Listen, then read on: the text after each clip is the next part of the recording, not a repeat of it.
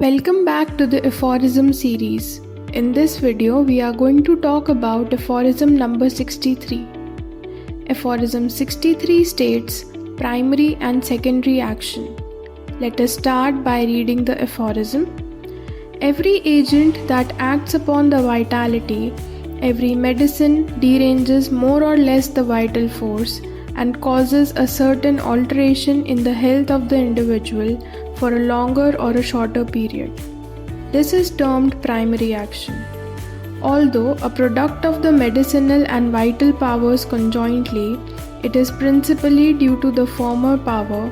To its action, our vital force endeavors to oppose its own energy. This resistant action is indeed an automatic action of our life-preserving power, which goes by the name of secondary action or counteraction. इस aphorism में doctor Hahnemann ने primary and secondary action को explain किया है। Primary action क्या है किसी drug का? कोई भी एजेंट है। अब इस एफोरिज्म की फर्स्ट लाइन ही देखें तो वहीं पे हमें प्राइमरी एक्शन की डेफिनेशन मिल जाती है कि कोई भी एजेंट, कोई भी ड्रग, कोई भी रेमेडी, कोई भी मेडिसिन जब भी एक्ट करेगी हमारी वाइटल फोर्स पे तो वो हमारी वाइटल फोर्स को डीरेंज कर देगी। अब वो ये हो सकता है कि थोड़ा कम डीरेंज करे, कोई मेडिसिन हो सकती है ज़्यादा डीरेंज करे, depending upon how deep acting the remedy is.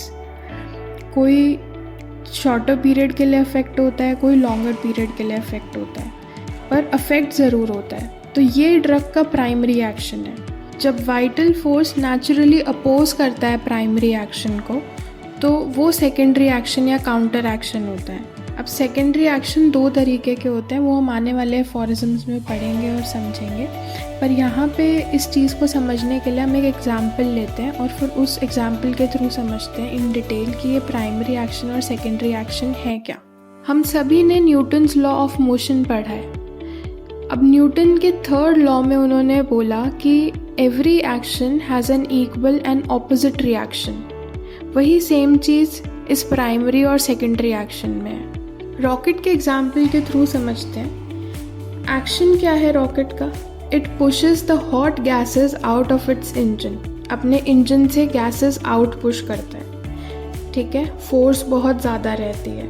अब रिएक्शन में क्या होता है? ये जो गैसेस नीचे पुश हुई हैं ये ऑपोजिट डायरेक्शन में सेम फोर्स के साथ ऑपोजिट डायरेक्शन में उसी रॉकेट को फॉरवर्ड पुश करती हैं, ठीक है। समझ आया कि क्या एक्शन था, क्या रिएक्शन था। अब यही चीज़ हम एक्शन रिएक्शन प्राइमरी और सेकेंडरी एक्शन में समझने के लिए करते हैं। जब हम होम्योपैथिक मेडिसिन देते हैं तो होम्योपैथिक मेडिसिन वाइटल फोर्स पे रिएक्ट करती है, वाइटल फोर्स को डीरेंज करती है। इसी के ऑपोजिट क्या करेगी वाइटल फोर्स? वाइटल फोर्स इस एक्शन को अपोज करेगी, यानी कि रिएक्ट करेगी vital force to the primary action. ये उसका रिएक्शन हो जाता है। तो प्राइमरी एक्शन क्या हुआ? Action of the homeopathic remedy on vital force. और सेकेंडरी एक्शन क्या हुआ? Reaction of vital force to the primary action. दोनों एक दूसरे को अपोज कर रहे हैं पर विद सेम मैग्नीट्यूड। चलिए इसकी एक्सप्लेनेशन रीड करते हैं। Every agent, including medicines, affects the vital force and causes a certain alteration in health, known as primary action, which is primarily due to the medicinal power. The vital force naturally opposes this action, known as secondary action or counteraction, which is an automatic life-preserving response. That's all in the video. Thank you for watching.